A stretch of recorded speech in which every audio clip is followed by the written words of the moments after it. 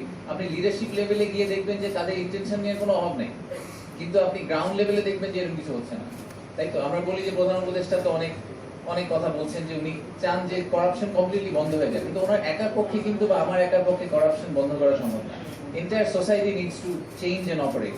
তো আমাদেরকে ছোট ছোট কিছু নাচ করে এটাকে ঠিক করতে হবে। তো আমি যেটা মনে করি যে আমার ধারণা যে যখন আমরা আমি আপনাকে সলিউশন বলছি না, বাট আমি বলছি যে যেই কারণে আমি আজকের প্রজেক্টটা নিয়ে ইন্টারেস্টেড এবং যে কারণে আমি ভিজিট করতে এসেছি সেটা হচ্ছে যে আমার ধারণা হচ্ছে যে যখন একটা ওয়ার্ল্ডের one of the best operators port operator যখন বাংলাদেশে এসে অপারেট করা শুরু করবে, তখন তার নিজের রেপুটেশনের জন্য সেইগুলো বন্ধ করার চেষ্টা করা শুরু করবে। ঠিক আছে? সো ইকোসিস্টেমটা আস্তে আস্তে আস্তে আস্তে ইমপ্রুভ করবে। এটা ওভারনাইট ঠিক হবে না। আমাদের দেশ কি অনেক বড় বড় দেশের করাপশন এখনো খুবই prevalent. I don't think we are getting away with that. But আমাদেরকে কিছু তো ফ্যাক্টর তৈরি করতে হবে, নতুন উপাদান যোগ করতে হবে এই কেমিস্ট্রির মধ্যে, যাতে আসলে করাপশনটা কমে আসে। তো আমার হিসাবে একটা ওয়েল রান মেশিন, যে ধরেন আমি যেটা বললাম যে পৃথিবীর 70টা দেশে যে পোর্ট অপারেট করে এসেছে, সে যখন বাংলাদেশে এসে অপারেট করার চেষ্টা করবে এবং দেখবে যে বিভিন্ন জায়গায় এরকম লিকেজ হচ্ছে, তখন সে হয়তো আইডেন্টিফাই করে ফিক্স হয়ে যাবে। সেও সব পারবে তা জানি না, কিন্তু আস্তে আস্তে আমরা ঠিক ডিরেকশনে যাবো। বল। ধন্যবাদ আপনাকে।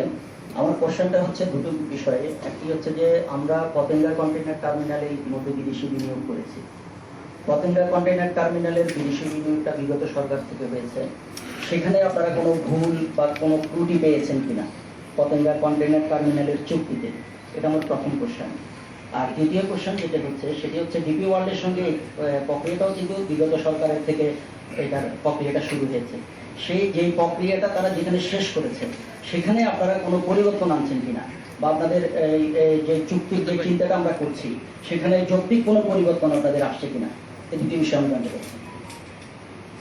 ধন্যবাদ। আচ্ছা গ্রেট। আপনি প্রথমে বলেছেন পিসিটিতে কোনো ধরনের অ্যানোমালি আমরা খুঁজে পেয়েছি কিনা। আমরা পিসিটির ইনফরমেশন যেটা আমরা পাচ্ছি 54,000 আমাদের এখন পর্যন্ত এটা কন্টেইনার হ্যান্ডলিং গত 10.5 মাসে। হ্যাঁ, তো সেটা হচ্ছে আমাদের যে প্রত্যাশা, সেই প্রত্যাশার মাত্র 12%। হ্যাঁ, সেটা কিন্তু বিদেশি বিনিয়োগ। তো সেই জায়গাটা আমরা আমাদের ফলটা কোথায় ছিল, বা আমাদের এই চুক্তিতে কোনো ভুল ছিল কিনা, সেটা নিয়ে আপনারা কোনো অ্যানালাইসিস করেছেন? আমি একটু বলি, পিসিটির এই মানে এক্সপেকটেশনের চেয়ে কম পারফরম্যান্সের জন্য কিন্তু একটা বড় দায়িত্ব আমাদের নিজেদের। আমি জানি না আপনি এই কাহিনীটা জানেন কিনা, যে পিসিটির যে স্ক্যানার মেশিন থেকে শুরু করে বিভিন্ন কিছু যেটা আমাদের প্রোভাইড করার কথা, বাংলাদেশ সরকারের প্রোভাইড করার কথা, এটা আমরা ঠিকভাবে করতে পারিনি। তো ওনারা অনেক ধরনের প্রোডাক্ট আসলে পিসিটিতে ডকই করতে পারেন না, কারণ আমরা ওনাদেরকে যেগুলো প্রমিস করেছিলাম দিব সেগুলো দেওয়া হয়নি। সো এটা ইটস নট অনলি পিসিটিস রেসপন্সিবিলিটি যে 12%-এ ওনারা অপারেট করছেন।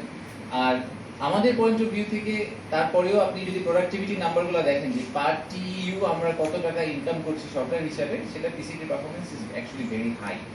তো আগের সরকারের আমলের ওই কন্ট্রাক্টে ভুল ছিল কিনা সেটা নিয়ে যদি আমরা এখন, যেহেতু পিসিটি টেকনিক্যালি ওরকম আমরা যেরকম আমাদের পাওয়ারের কেসে বেশ কিছু কেস আছে যেগুলো খুবই আইডেন্টিফাইড ইস্যু, যেগুলো নিয়ে ফজল কবির স্যার কাজ করছেন, সেগুলো খুবই স্পেসিফিক ইস্যু যেখানে there is very clear evidence যে কোনো ধরনের মিসহ্যান্ডলিং করা হয়েছে। এই ক্ষেত্রে কোনো ক্লিয়ার এভিডেন্স আমাদের কাছে নাই। এটাকে তদন্ত করে এটার পিছে যদি আমরা এখন সময় নষ্ট করার চেষ্টা করি, তাহলে যেটা হবে যে আমরা সামনের দিকে যেগুলো করা যাচ্ছি সেগুলো আর করতে পারবো না। এই জন্য আমাদের জেনারেল প্রেফারেন্স কিন্তু হচ্ছে সামনের দিকে এগিয়ে যাওয়ার চেষ্টা করা, আনলেস মনে হচ্ছে যে পিছের একটা কিছু এত বড় ভুল হয়ে গেছে যে এটাকে ঠিক করতে হবে।